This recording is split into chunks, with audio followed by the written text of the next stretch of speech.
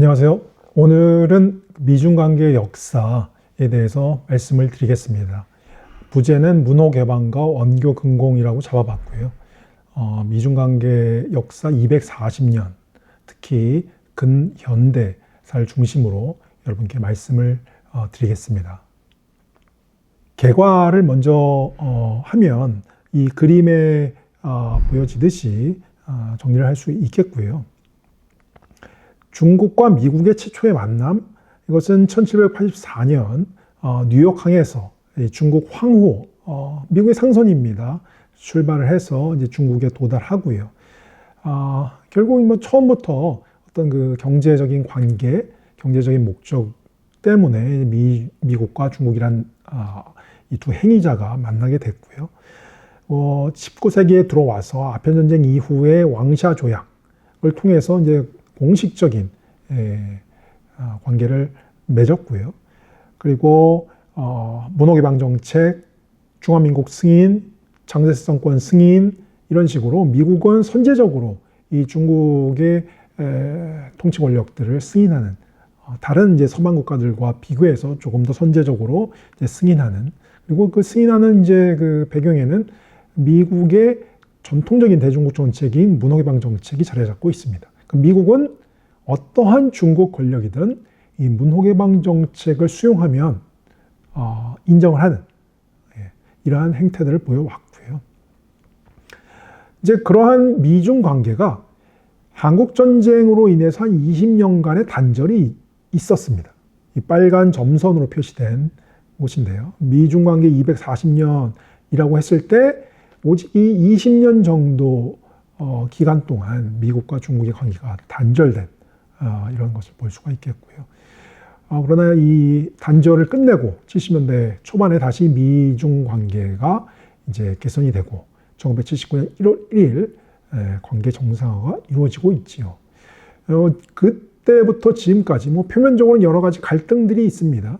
갈등들이 있지만 특히 이제 개혁 개방 이후에 중국은 이 자본주의 국제질서의 핵심 구성국으로 이제 등장을 했고요. 그리고 이 자본주의 국제질서를 수립한 국가가 바로 이제 미국이라는 측면에서 이 양국 관계를 단순히 패권국가, 부상국의 어떤 경쟁관계, 대립관계로만은 볼 수가 없겠다라고 좀 정리를 할 수가 있겠습니다.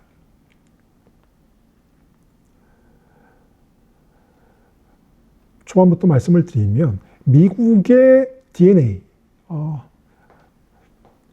지난번 강의에서 제가 말씀드렸듯이 이 미국은 생리적으로 자본주의 국가다. 미국 독립선언서, 미국 헌법은 자본주의를 실현하기 위한 이러한 조항들로 넘쳐나고요. 그렇기 때문에 이 미국한테 중국은 최초 중국은 어떻게 보였을까? 그것은 역시 시장, 거대 시장으로서의 중국, 이것이 그 중심에 자리 잡고 있었다. 그래서 미국은 대중국 자유무역.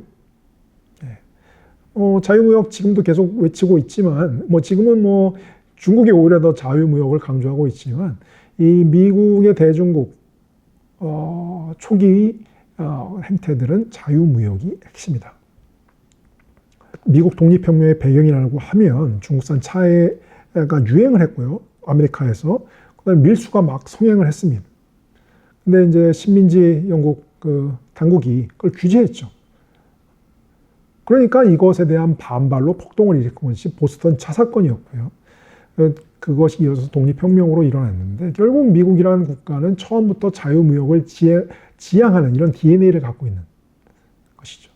그래서 독립 후에 당연히 거대 시장으로서의 중국 갈 수밖에 없는 것이고요. 중국 황호를 띄어서 태평양을 건너서 중국으로 들어가게 되는 것이죠.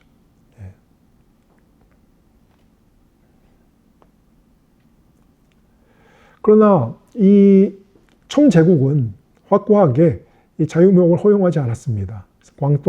광저우 이 하나의 항구만을 열고 여기에 청정부가 독점, 이 관리들, 이 상인들한테 독점권을 주고 거기서만 이제 무역을 해라. 미국이나 다른 서방들은 이런 것들을 용인할 수가 없었죠. 그래서 영국이 먼저 치고 들어간 겁니다. 그것이 아편 전쟁이었고요. 그래서 아편 전쟁에서 청이 대패를 했고, 그래서 난징 조약을 맺고 이후에 청은 영국을 견제한다. 소위 EJ 전략에 따라서 다른 국가들과도 비슷한 조약을 맺게 되는 거죠. 이제 그 중에 하나의 대상이 미국이었고 미국과 왕샤 조약을 맺게 되는 것입니다. 그래서 왕샤 조약은 1844년 미중 간의 첫 공식 조약이었고요. 난징 조약에 준하는 그런 경제적인 혜택을 미국한테 이제 수여를 하는 것이죠. 물론 이것도 불평등 조약, 이 조항들이 깔려 있습니다. 미국 관세 변경 시 미국과 협의를 해야 된다는 거, 그다음에 영사재판권, 최국 대우, 그다음에 미 군함이 청 항구를 순찰할 수 있는 이러한 내용들이 있죠.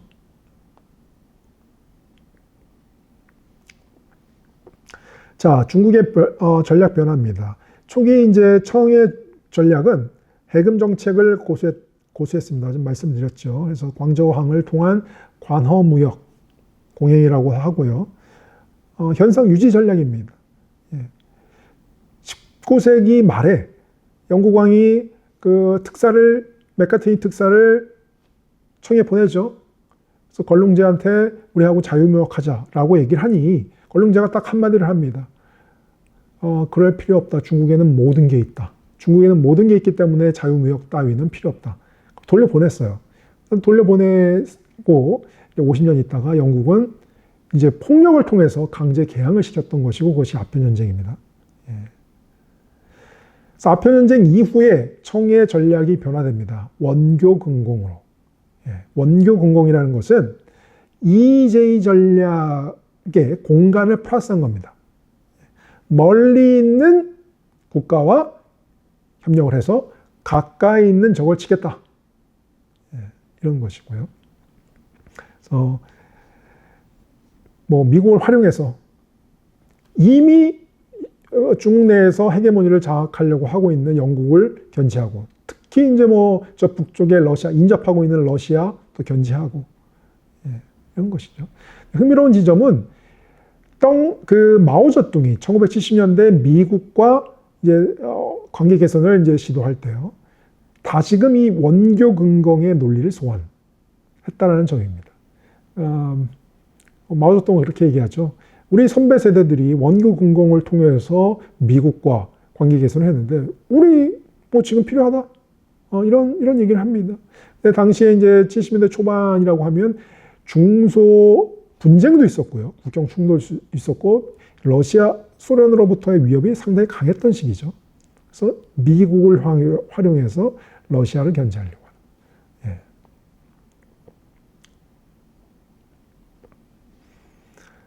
원교근공 전략, 19세기 이제 청의 이제 대미 우호 정책에 바로 이러한 전략들이 깔려 있는데, 그래서 왕샤 조약을 맺고요.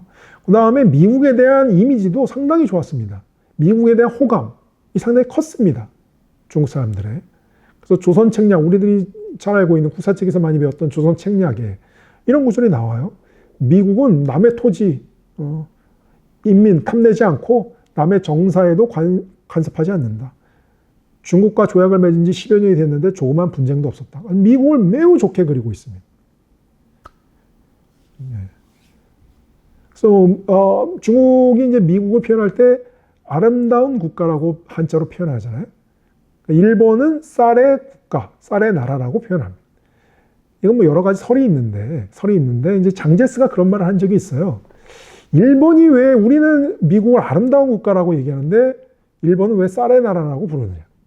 일본 사람들은 미국을 쌀처럼 바드득 씹어 먹어야 될 대상으로 생각하고 있는 것이다. 이건 장제스의 얘기입니다. 그러니까 여기서 우리는 뭘 이제 유추할 수 있냐면 중국은 그만큼 미국에 대한 호감도가 컸다는 거죠. 아름다운 국가. 근데 이 이미지는 바로 조선 책략에서 나온 이미지하고도 연결이 되는 것이죠. 자, 이미지가 그렇고요. 호감이 분명히 있었다는 거. 그 다음에 현실주의적 사고에서도 EJ 원교근공 전략이 이제 투사되고 있다. 그런 것입니다. 자, 그렇다라고 하면 미국의 대중국 정책의 핵심은 뭐냐? 뭐 여러 가지가 있겠지만 저는 이제 문호 개방 정책이라는 것을 꼽고 싶습니다. 오픈 도어 팔러시고요. 문호 개방 정책은 이제 미국에서 1899년, 1900년에 이제 공표를 하는 겁니다. 자, 중국 시장에서 기회가 균등해야 된다. 여기서 기회가 균등해야 된다는 것은 미국의 상업적 이익이 중국 시장에서 차별받으면 안 된다는 거예요. 그러니까 미국이 중국 시장을 모두 먹겠다라는 것이 아니라 다른 서방 국가들이, 유럽 국가들이 먼저 지금 중국의 세력권을 만들어 놓고 있었던 상황이에요. 근데 미국은 후발주잖아요. 여기에서 너네들만 배타적으로 해먹지 말아라. 중국의 상인들도 동등한 대우를 받아야 된다. 이 얘기입니다, 핵심은. 자, 그러기 위해서라도 중국 영토 및 행정권은 보존돼야 된다. 이것을 이제 얘기하는 거죠. 왜냐하면 어떤 나라가 중국을 독식하게 되면 당연히 그 나라가 중국 시장을 독점하게 될 것이고 미국의 경제적 이익은 매우 훼손될 겁니다. 이것을 차단하려고 하는 의지죠, 문호개방 정책이. 그래서 미국은 역대적으로 보면 이 문호개방 정책을 수용하는 중국 통치 권력은 그가 누구더라도 선제적으로 승인하는 이런 모습들을 보였습니다. 그래서 1912년 정도가 되겠죠. 그때 이제 신해혁명 이후에 군벌 정권이 들어서게 되죠. 원래 이제 순원이 중화민국 초대 총통이 됐다가 실제적으로 어떤 군사력이나 이런 것들이 없었기 때문에 위엔스카이한테 물려주고 위엔스카이가 복벽 다시 칭제를 하고 이 반동 정책을 구사하다 죽었어요. 그러면서 이제 군벌들이 이제 그 중화민국 베이징 정부를 돌아가면서 이렇게 장악했는데 미국은 이 군벌 정권을 가장 먼저 승인했습니다. 왜냐하면 이 베이징 정권, 군벌 정권이 미국의 문호개방 정책을 수용했기 때문에. 그 다음에 1928년 장제스가 난징에 국민정부를 세우죠. 이 장제스 정권을 가장 먼저 승인한 국가도 미국입니다. 왜냐하면 장제스 정권도 문호개방 정책을 수용했기 때문에 그런 것이고요. 한국전쟁 이후에 그 미국과 중국의 단절 관계가 20년 정도 됐던 것이고요. 그리고 다시 70년대 초에 미중 화해, 79년에 미중 수교가 되는데 이것은 어떤 의미를 갖느냐, 이 맥락에서 미국의 대중국 전통적 문호개방 정책이 재시행되고 있는, 그렇게 볼 수 있는 거죠.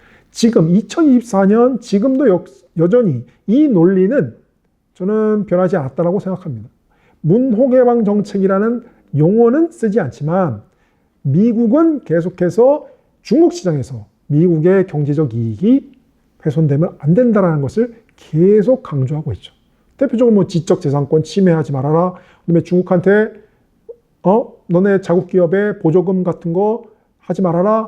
뭐 미국의 기업의 어떤 뭐 비밀들 이거 탈취하지 말아라. 기본적으로 문호개방 정책의 그 논리와 일맥상통하는 이런 주장들입니다. 그리고 또 한 가지, 중국에 있어서 미국의 문호개방 정책이 훼손될 때는 미국은 가차없이 군사적 공격까지도 벌이는 이런 행태들을 보였습니다. 대표적으로 태평양 전쟁, 일본과 미국이 이제 전쟁을 했고 결국 일본을 패퇴시켰는데 이것도 역시 이 문호개방 정책이라는 맥락에서 충분히 설명이 가능하다. 일본이 1930년대에 중국에 진출해서 중국이 침공해서 중국 시장을 독점하려고 했거든요. 이것은 미국의 문호개방 정책의 정면 도전입니다. 미국은 절대로 용납할 수 없었고 결국 전쟁으로 이어지게 되는 것이죠. 지금은 중국을 넘어서 뭐 남중국해 분쟁 이런 것도 이 문호개방 정책의 논리와 닿아 있다. 남중국해에서 누군가, 예를 들어 지금은 이제 중국이죠, 그 대상이. 중국이 그걸 독점하게 되면 당연히 거기 물류, 그 다음에 그 지역의 주변 국가들 상업적 이익, 그건 다 미국의 경제적 이익과 연계가 되는 것입니다. 막아야죠. 그래서 중국은 계속해서 남중국해에서 뭐 자유항행이다, 여긴 공해다, 이런 것들은 결국 경제적인 문제와 연결이 되고 있다. 충분히 이렇게 생각할 수가 있겠고요. 1898년 미 대통령 맥킨리가 이렇게 얘기를 합니다. 방금 전에 제가 말씀드렸던 것이고요. 태평양에서 미국은 공정한 대우를 받아야 된다. 그 다음에 중국의 항구들은 국제무역에 개방되어야 된다. 다른 나라들이 이미 다른 열강들이 이제 독점하고 있고 세력권을 만들고 있는 이런 항구들은 개방돼야 된다. 미국 시민과 그들의 상호활동에 대한 차별 대우가 없어진다면 미국 정부의 의지가 실현되는 것이다. 아까 전에 말씀드렸듯이 미국은 생리적으로 자본주의 국가입니다. 독립선언서, 미국 헌법 다 자본주의를 실현하려고 하는 규정들이 있고요. 문호경제책 전형적으로 그 연장선상에 있는 것이죠. 중국의 대미 인식 매우 좋았다라고 말씀을 드렸습니다. 그래서 명칭, 메이고, 중국어로 하면 메이고, 아름다운 국가라는 것이고요. 일본과 분명히 차이가 있는 것이고, 그 다음에 아편전쟁기에 웨이위엔의 얘기들, 그 다음에 조선 책략의 얘기들, 한결같이 미국을 좋은 국가, 좋은 나라라고 그리고 있습니다. 이제 그럴 법도 한 것이 유럽 열강들은 중국 들어가고 막 영국과 프랑스 막 들어와서 아편전쟁 일으키고 막 원명원 이런 거 막 파괴하고 세력권 만들고 이랬잖아요. 근데 미국은 그러지 않았다는 거죠. 근데 미국이 그러지 않은 것이 사실 미국이 착한 DNA가 있어서 그런 것은 아니고요. 미국은 서부라는 내부 식민지가 있었던 거예요. 그래서 서부 개척이 이미 내부 식민지화고 그리고 태평양을 건너서 딱 보니까 중국 시장이 있었고 근데 중국에 딱 들어가려고 보니까 다른 서구 열강들이 이미 선점하고 있었던 것이죠. 그러니까 여기서 좀 미국도 좀 이쁜 척을 해야 되니까 이걸 이쁘게 문호개방 정책이라는 정책으로 포장을 한 것이라고 또 해석할 수도 있는 것입니다. 어쨌든 중국은 다른 서구 열강들하고 미국의 행태는 달랐기 때문에 미국에 대한 호감을 분명히 갖고 있었다. 이것은 부인할 수 없는 사실인 것 같습니다. 자, 미국은 중국을 어떻게 봤느냐? 두 가지 양면적인 인식이 있겠다. 먼저 현실적 물질적 수준에서는 시장으로서의 중국, 계속 말씀드렸듯이 문호개방정책 시장, 거대 시장. 그리고 이제 이미지, 관념으로서의 중국, 관념으로서의 중국은 이제 선교 대상인 것이죠. 그래서 이 20세기 초반 전반부에 미국의 선교사들이 이제 중국에 가서 그러니까 미국의 입장에서 보면 무지한 이런 중국 인민들을 교화시키고 이러한 어떤 계몽의 대상으로서의 중국, 이 두 가지 차원이 동시에 존재하는 것이죠.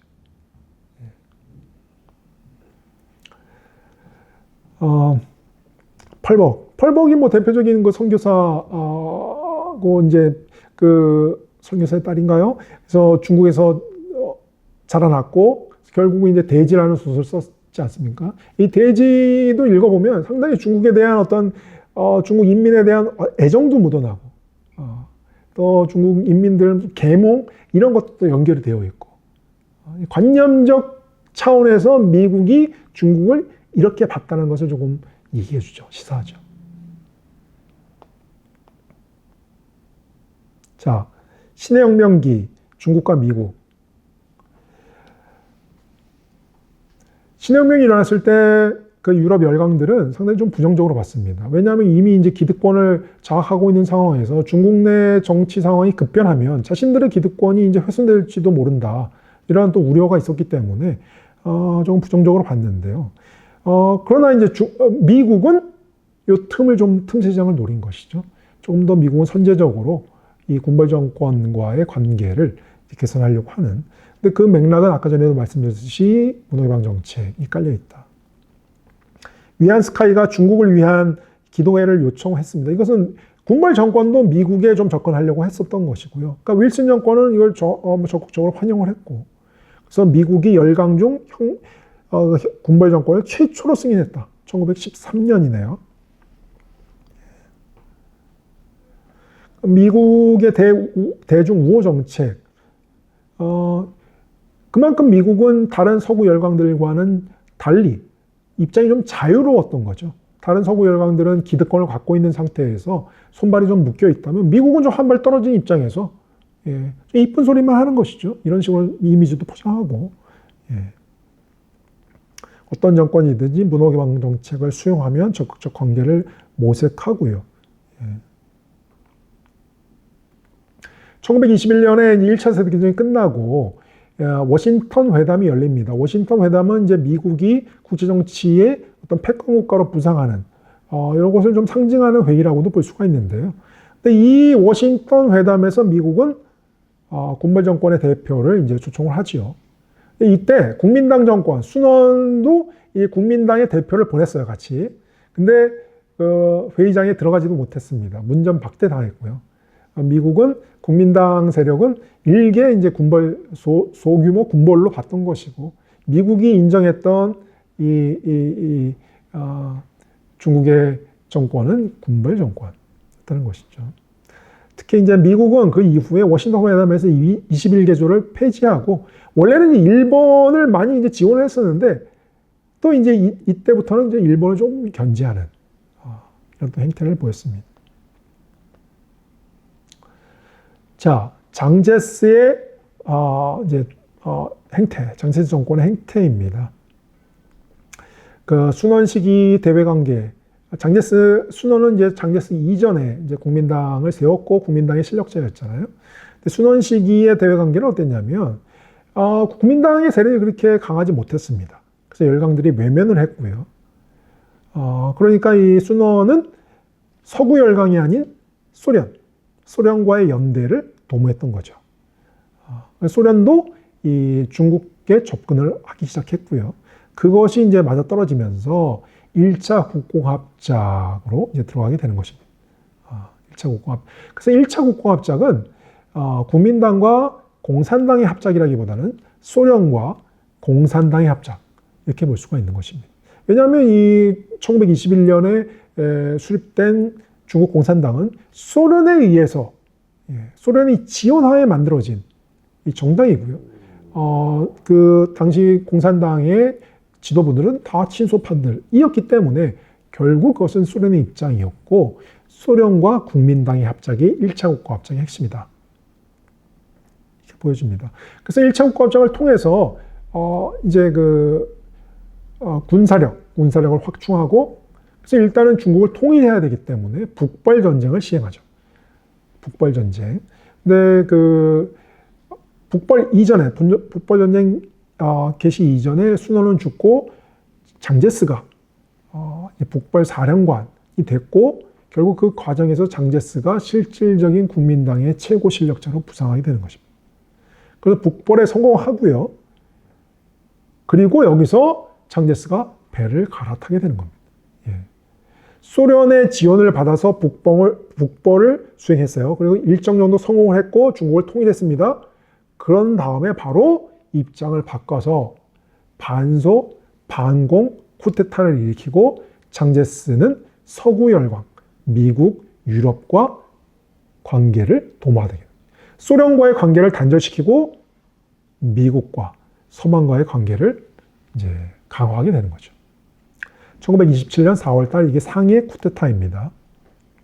핵심은 대소의탁에서 대미의탁으로 변화됐고요. 이 실무를 장제스의 와이프인 송미령이 이제 주도를 했고, 그 실무를 담당했었고요. 자, 미국은 장제스 정권에 대해서도 역시 선제적으로 수용을 하는, 승인을 하는 이런 모습을 보였습니다. 역시 핵심은 문호개방 정책이었고요. 장제스의 이해관계와 미국의 이해관계가 맞아떨어지는 것이죠. 국공합작 붕괴는 이런 그림으로 간단하게 좀 정리를 할 수가 있겠습니다. 이제 왼쪽은 국공합작 붕괴 이전, 오른쪽은 국공합작 붕괴 이후가 되는 것이죠. 기본적으로 공산당, 국민당 좌파, 장제스 국민당 우파는 이 갈등 관계가 있었지만 이 주요 지원 세력은 소련이었고요. 근데 장제스가 반공 쿠데타를 일으키면서 오른쪽 구도로 넘어가는 거죠. 기본적으로 미국하고의 연계관계가 강화되고 공산당이 소외되는 이런 구도로 이제 변화가 되는 것이고요. 자, 여기서 이제 1번이 튀어나옵니다.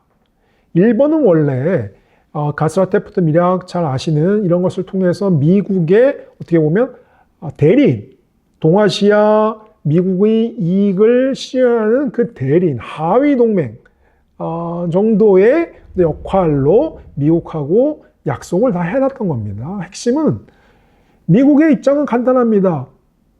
조선은 먹어라. 그러나 중국은 건드리지 말아라. 왜? 중국 시장은 그건 문호개방 정책의 대상이 되기 때문에. 핵심입니다. 그래서 일본도 오케이를 했던 겁니다. 그런데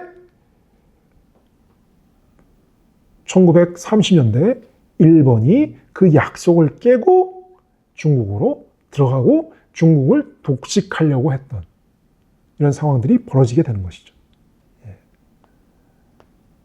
일본의 중국 침공은 문호개방 정책에 대한 정면 도전이다. 일본은 왜 이런 약속을 깼는가?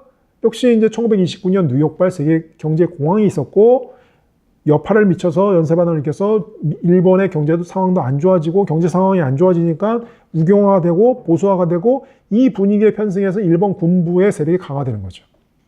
그리고 당연히 경제적 상황이 안 좋아지니까 조선에 만족하지 못하고 거대 시장인 중국으로 쳐들어가는 겁니다.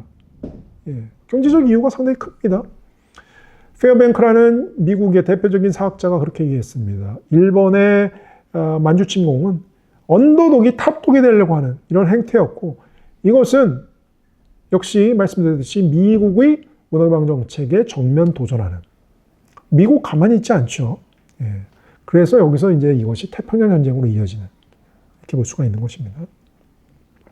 최초 미국은 좀 신중하게 수위를 낮춰서 대응을 하려고 했어요. 그래서 말로는 스탠스 독트린 여러 가지 얘기를 했지만 자기 손에 피를 묻히면서까지 일본을 이렇게 처음부터 일본과 전쟁을 하고 그러려고 하지는 않았습니다.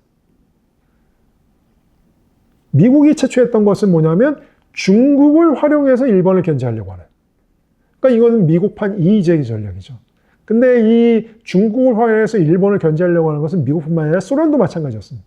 소련은 전통적으로 만주의 어떤 이익을 갖고 있고, 그런데 일본이 여기에 들어와서 장악했고, 그 다음에 소련은 러일 전쟁의 그런 트라우마도 있고요. 그래서 미국과 소련이 묘하게 공감대가 생기게 되는 겁니다. 중국을 활용해서 일본을 견제하는. 여기서 바로 2차 국공합작이 이루어지게 되는 것이죠. 2차 국공합작은 단순히 국민당과 공산당의 합작, 그렇게 볼 수 있어요. 근데 외부적으로 미국과 소련의 압력, 협력 이런 것들이 분명히 있었던 겁니다. 그러니까 서한사변, 짱슈에랑이 짱제스 구금해서 2차 국공합작으로 이제 이어가게 촉매제가 되는데 이 서한사변이 일어났을 때도 미국은 이 압력을 넣어서 절대로 장제스를 죽이면 안 된다. 왜냐하면 장제스가 최고 실력자인데 장제스가 만약에 죽으면 중국이 지금 일본하고 싸워야 되는데 4분 5열 될 가능성도 있고요. 아주 적극적으로 중재에 나섰죠. 자, 그리고 국가합작을 통해서 일본과 이제 맞서게 했는데 국가합작이 제대로 작동을 안 하는 겁니다. 일본과 싸웠죠, 분명히 국가합작돼서. 근데 그 와중에서 국민당군과 홍군, 공산군이 자기들끼리도 그 수면 밑에서 막 싸워요. 견제를 하는 겁니다. 대표적으로 신사군 사건, 전투까지 벌어집니다. 그러니까 미국의 입장에서는 도저히 보고만 있을 수 없죠. 그래서 직접 등판을 하게 되는 것이죠. 그렇게 볼 수 있다는 거예요. 그것이 결국 일본에 대한 이 수위를 계속 높였고 마지막에는 석유까지도 수출 금지. 이건 일본의 목줄을 끊겠다는 거죠. 그 다음에 헐로트, 고무장관 헐로트, 이것은 원상 복귀시켜라. 너네들이 했던 거. 근데 일본은 이것을 최후 통첩입니다. 받지 않았고 결국 일본은 기습, 진주만 기습. 그래서 태평양전이 발발한 것이죠. 일본은 사실 뭐 전력적으로 미국이 승리하겠다. 군사 전략은 안 돼. 이미 뭐 너무 차이가 났기 때문에. 근데 일본은 왜 공격했느냐? 그러니까 뭐 이런 해석들이 있죠. 일본은 앉아서 죽느니 한번 치고, 그럼 혹시 미국이 타협으로 나올 수도 있겠다. 이런 것도 분명히 생각했을 거예요. 그래서 이미 그런 생각 속에서 진주만을 공격했는데, 미국은 뭐 미국의 입장에서는 잘 걸렸다 이것이죠. 바로 진주만 이후에 6개월 만에 전세가 역전이 돼버리고 45년까지 계속 뭐 어떻게 보면 일본을 두들겨 맞는, 예, 뭐 핵폭탄 2발도 있었고 동경 대공습도 있었고요. 자, 그래서 태평전쟁이 끝났어요. 예. 그럼 미국의 대중전략? 미국은 그겁니다. 공산당이 집권하든 국민당이 집권하든 그게 문제가 아니라 아까 전에도 말씀드렸듯이 어떤 중국이든 미국의 문호개방 정책을 수용하면 괜찮은 겁니다. 그렇기 때문에 전쟁이 끝나고 미국은 국민당과 공산당을 중재시키려고 했어요. 중재시켜서 평화적으로 통일정부를 만들려고 했습니다. 자, 사진 속에 이게 이제 충칭회담 때 찍은 사진인데요. 장제스가 있고 이 예난에 여기 깡촌입니다. 깡촌에서 마오쩌둥이 이제 충칭으로 비행기를 타고 왔어요. 근데 비행기 타고 올 때 이 마오쩌둥을 일종의 신변 보호죠. 마오쩌둥이 이제 충칭으로 날아가면 자기 신변이 어떻게 될지 모르잖아요. 신변 보호 차원에서 이 미국 대사 헐리죠. 미국 대사가 같이 비행기에 동승해서 마오쩌둥을 데리고 충칭에 와서 회담을 하게 되는 겁니다. 그만큼 이것은 무엇을 의미하느냐? 미국이 국민당과 공산당의 그 갈등이 내전 상황으로 발화되는 것을 차단하고 통일된 정부를 수립하고 그 통일된 정부와 미국의 관계를 맺겠다라는 의지를 보여주는 거죠.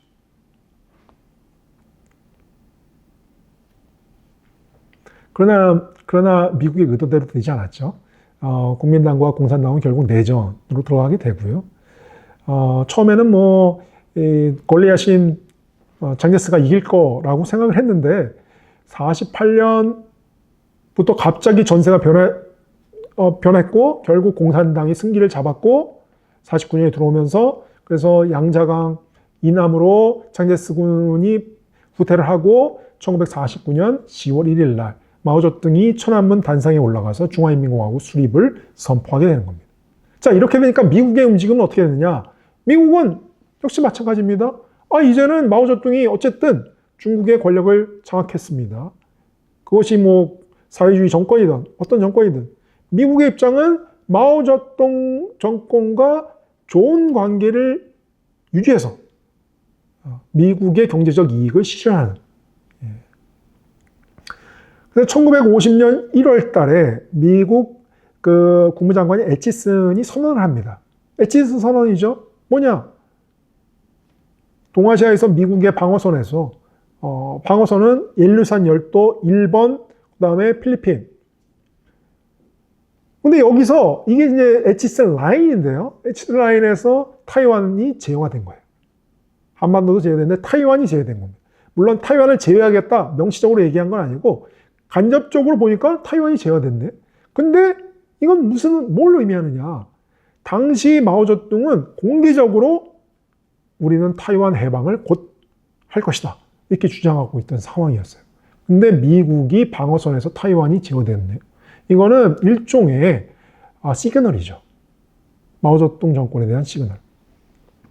자, 애치슨 조금 더 노골적인 소리를 합니다. 악마가 중국을 경영한다고 하더라도 그가 소련으로부터 독립적이라면 괜찮다. 이건 지정학적인 맥락에서 이렇게 얘기를 하는 겁니다. 소련을 견제해야 되고 그러기 위해서는 중국 역할이 크다. 근데 지경학적인 입장에서는 문호개방 정책 이렇게 볼 수가 있는 거고요. 네. 사실 그 예난에서 중국 공산당이 거기 이제 근거지를 마련해두고 있었을 때 미국에서 미국 관찰조를 파견합니다. 한 20명 정도가 파견돼서 거기에 상주를 했어요. 그래서 마오쩌둥 그 지도부하고 뭐 밥도 많이 먹었고 술도 많이 먹고 대단히 화기애애한 이런 분위기를 연출을 했습니다. 뭐 충칭에서 기본적으로 장제스를 지원했지만 미국은 기본적으로 그 마오쩌둥에도 보험을 들어놨었던 것이죠. 근데 결국에는 이제 공산당이 승리를 해서 장악을 하게 되니 미국은 이제 마오쩌둥의 이제 전력 관계 개선을 하려고 이제 전력을 기울이는 이런 모습들을 보였습니다. 마오쩌둥도 역시 미국하고의 관계 개선 하려고 하는 의향을 분명히 표출을 했습니다. 49년 말에 마오쩌둥이 모스크바 가서 스탈린과 동맹협상, 중소동맹 협상을 하는데 사실 매우 문전막대를 많이 당했습니다. 스탈린이 만나주지도 않고 2달 동안 있었는데 나중에 이렇게 얘기합니다. 먹고 자고 화장실 가는 거 외에 할 게 없었다. 그리고 바로 이때 에치스 선언이 나왔고요. 에치스 선언이 나왔을 때 소련은 상당히 강경하게 이제 막 반대, 저것도 제국주의자의 음모다 이렇게 얘기했는데 이 중국은 수위를 상당히 낮췄어요. 그래서 또 스탈린이 이것 때문에 마오쩌둥한테 또 쓴소리를 했다 뭐 이런 또 얘기도 있고요. 자, 이렇게 되니까 스탈린의 입장에서는 상당히 이거는 미중 관계가 좋아지면 소련이 고립될 상황에 처해지기 때문에 이것을 분명히 차단해야 하고 견제해야 될 필요성이 있었던 것이라는 추론이 가능한 거죠. 이건 탈수종주의적 시각인데요. 그래서 일종의 이관계를 구사한 거 아닌가? 이렇게도 볼 수가 있습니다. 이거는 이런 정황 증거들이 쭉 나오는데요. 에치스 선언 직후에 그동안 문전박대했던 마오쩌둥을 너무 잘해줍니다. 스탈린. 그러면서 중소동맹을 바로 체결해버립니다. 그래서 그만큼 중국이 미국 쪽으로 빨려 들어갈 수 있다는 것에 대한 두려움, 경계심을 방증하는 것은 아닌가? 이렇게 볼 수가 있겠고요. 그 다음에 이제 결정적으로 한국전쟁이 여기서 나오는 겁니다. 한국전쟁은, 결국 한국전쟁, 김일성의 그 남침, 이 계획을 승인한 것은 스탈린이었는데요. 49년 봄에 김일성이 모스크바 가서 얘기했을 때는 안 돼. NO. 였습니다. 단호하게. 그런데 50년 봄에 또다시 그런 얘기를 전쟁 계획을 꺼냈을 때 스탈린은 오케이 사인을 줬던 겁니다. 1년 사이에 왜 이렇게 변했는가? 입장이 확 변했는가? 그 사이에 뭐가 있었는데 그 사이에 추론 가능하죠. 말씀드렸듯이 미중 관계가 뭔가 좀 모락모락 미중 관계 개선의 조짐이 막 보이는. 그러면 스탈린 입장에서는 미중 관계를 파토내야 되고 이러기 위해서는 결국 둘 간의 전쟁, 둘 간의 충돌 이런 것들이 가장 어떻게 보면 효과적이지 않을까? 근데 바로 여기서 김일성의 전쟁 계획 이런 것들이 또 떠올랐을 가능성이 충분히 있는 것이죠. 정황 증거들이 이러한 해석들을 상당히 시사합니다. 뒷받침합니다. 볼 수가 있겠고요. 김일성 보고 이 구체적인 전쟁 계획은 마오쩌둥과 하라 이렇게 지시를 내리고 실질적으로 이제 마오쩌둥과 구체적인 전쟁 계획을 이제 수립을 하지요. 결국 이제 이 전쟁에 중국을 연루시키겠다. 이런 스탈린의 의도가 좀 나타나고요. 그 다음에 1950년 6월 25일 전쟁 터지고 바로 이제 유엔 안보리가 열렸는데 여기서 소련 대표 말리크가 기권을 합니다. 만약에 여기서 소련 대표가 기권을 했다는 것은 여기 참석하지 않았어요. 바로 옆에 식당에서 밥 먹고 있었습니다. 여기 들어와서 소련이 거부권을 행사했으면 이후에 이제 유엔군이 파병될 수도 없는 이런 상황이었어요. 근데 왜 여기서 스탈린이 기권을 했겠는가? 이것은 결국 미군으로 대표되는 유엔군이 들어와야 된다라는 것을 또 바랬던 거 아닌가? 충분한 추론이 가능하죠. 미군이 들어오고 그리고 중국군이 개입하고 충돌 이런 시나리오 충분히 생각해 볼 수가 있겠고요. 그리고 반대로 1951년 1월 달에 이제 유엔 안보리가 또 열렸어요. 그리고 이 유엔 안보리에서는 중국군이 개입했기 때문에 중국군 개입 규탄 결의안을 내려고 했습니다. 이때는 반대로 소련이 거부권을 행사합니다. 이건 또 뭐를 의미하는가? 좀 전에 말씀드렸듯이 이런 맥락과 연계가 되는 거죠. 그러니까 소련한테는 미군도 들어와야 되고 중국군도 들어와야 되는 거예요. 스탈린의 이관계라고 얘기할 수가 있겠고요. 물론 이것은 하나의 관점입니다. 탈수종주의적 관점이고요. 다른 뭐 관점들도 있는데, 이 관점에 대해서 지금 제가 이제 말씀을 드리는 거고. 자, 한국전쟁이 끝났습니다. 한국전쟁이 끝났고, 그래서 미중 관계는 완전히 파토가 났죠. 예.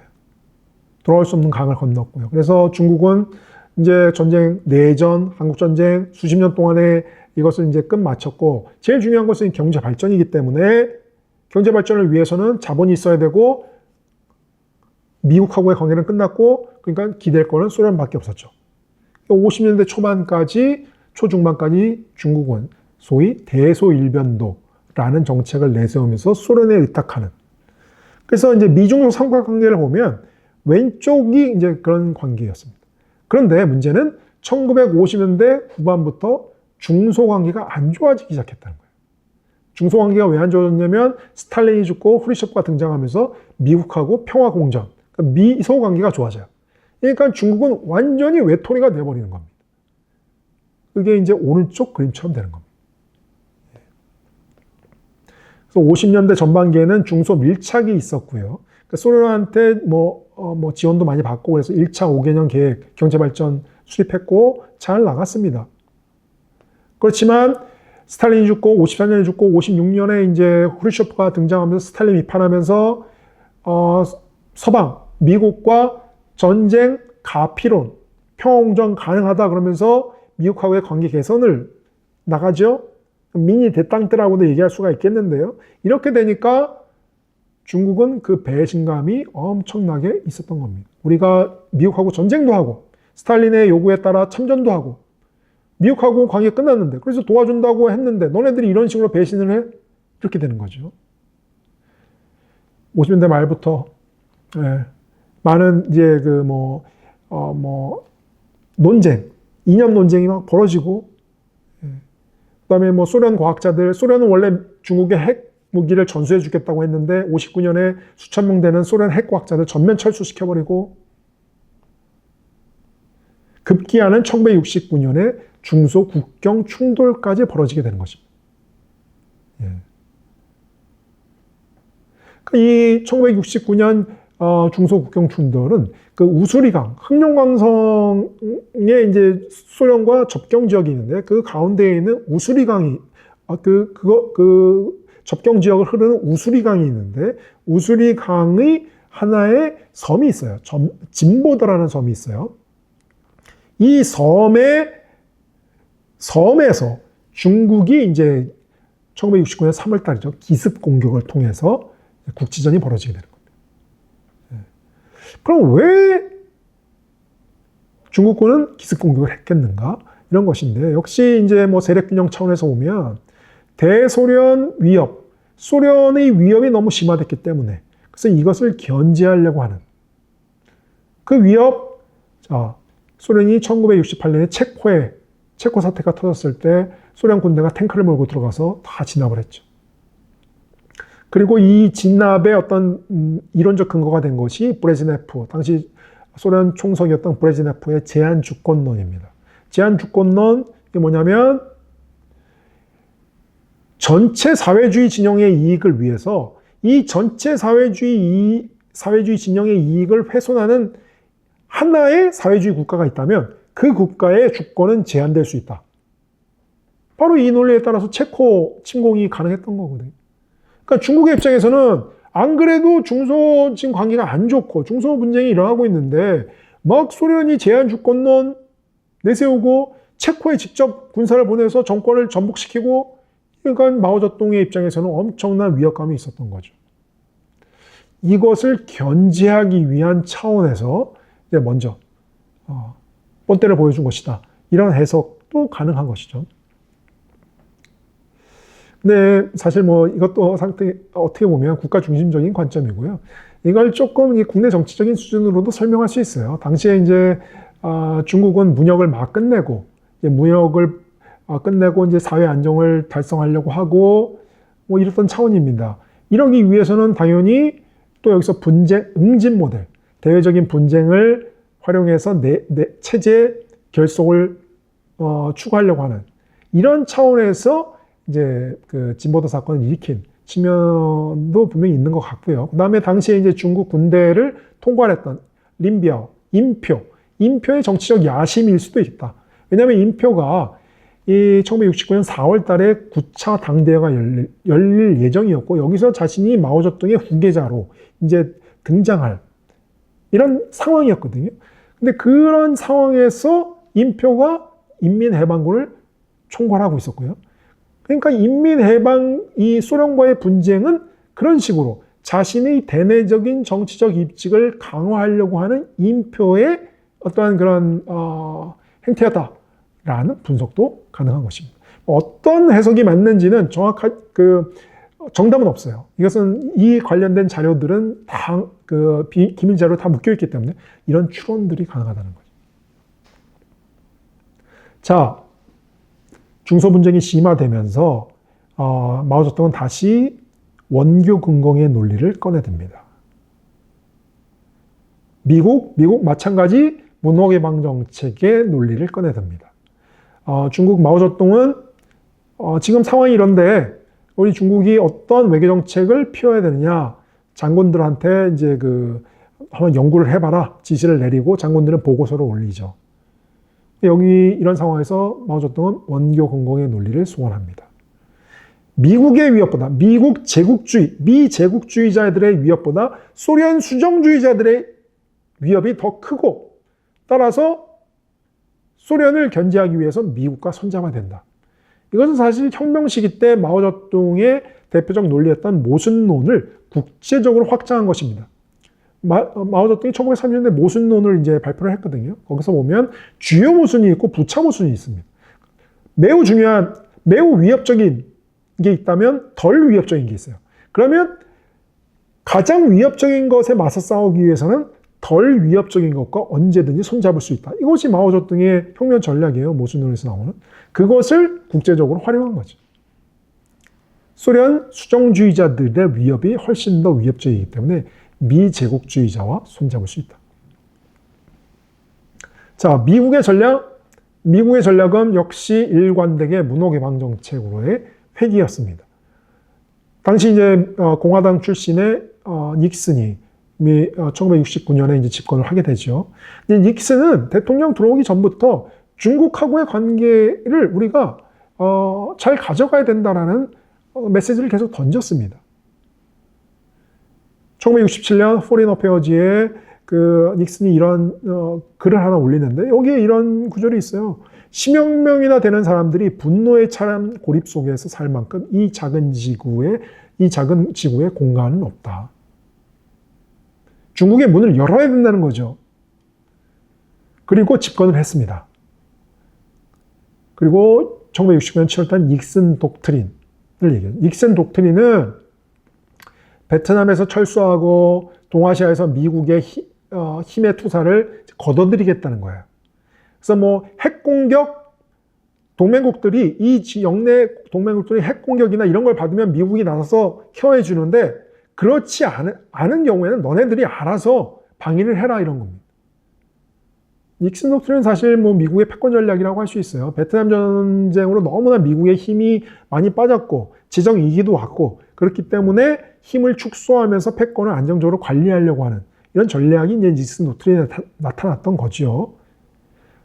그런데 문제는 뭐냐면 이 힘을 축소하면 힘의 공백이 생기고 힘의 공백이 생기면 소련이 메꿀 것이고 그렇기 때문에 미국은 이 힘의 공백을 대신 처리해 줄 수 있는 설거지를 해줄 수 있는 파트너가 필요했던 거죠.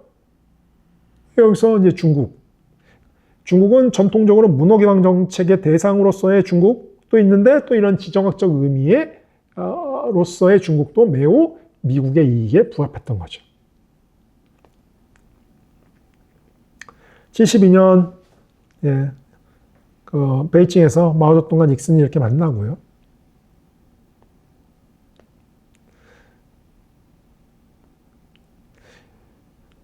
이 72년 닉슨과 마오쩌둥 만나고 또 그 다음에 이제 닉슨과周恩来가 실제적인 회담을 하게 되는데 닉슨과周恩来가 그런 말을 합니다. 흥미로운 얘기를 합니다. 한반도 문제에 대해서 얘기를 하는데 절대로 한반도에서는 한국전쟁, 제2의 한국전쟁이 다시는 일어나면 안 된다라는 것을 닉슨과 저울라이가 아주 확고한 공감대를 표시를 했죠. 예. 자, 이러한 과정을 거쳐서 1979년 1월 1일 날 미중 수교가 이루어지게 되는 거죠. 미중 수교는 단순히 미중 수교의 의미가 있는 것이 아니라 미중 수교는 중국의 개혁 개방과 완벽한 동치성을 갖고 있다. 그러니까 중국의 개혁 개방의 필요 조건이 미중 수교다. 이렇게 볼 수도 있을 것 같습니다. 중국의 개혁 개방이라는 것은 결국 중국의 시장을 열어서 중국의 경제 발전을 시키겠다는 전략이에요.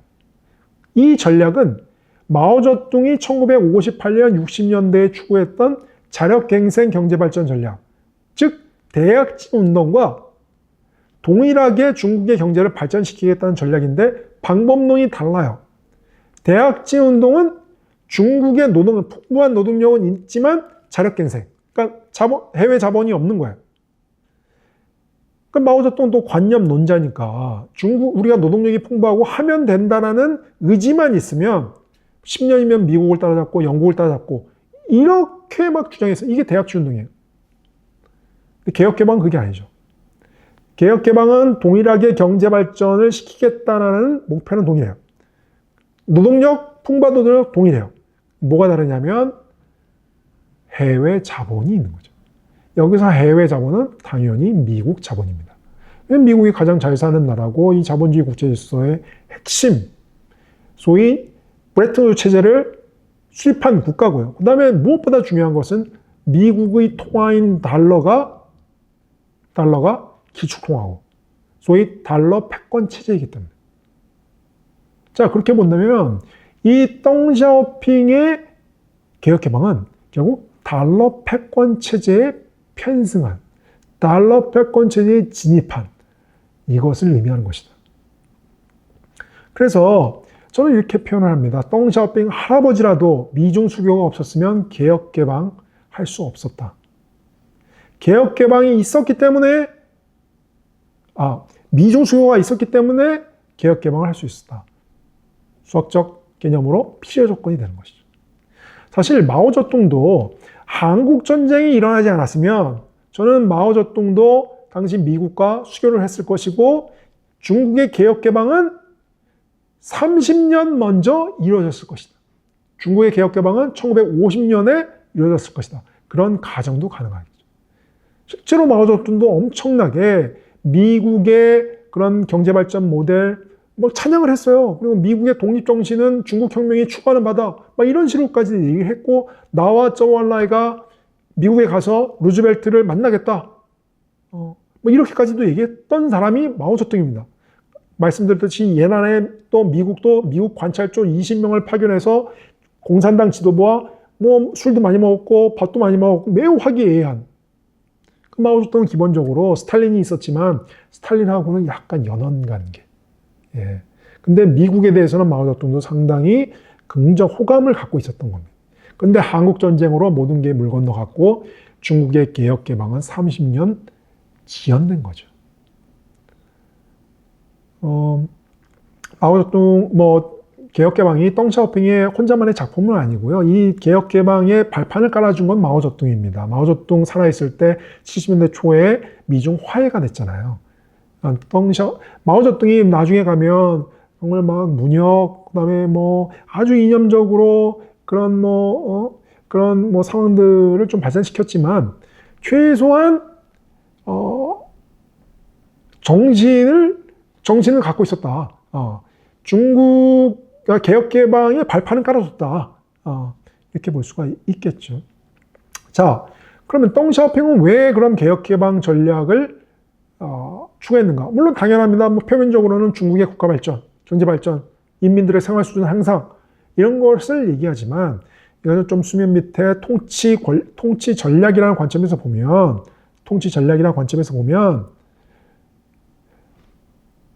마오쩌둥 시대의 법, 폭력, 규율 통치로부터 빵의 통치로의 전환 이렇게 볼 수도 있다.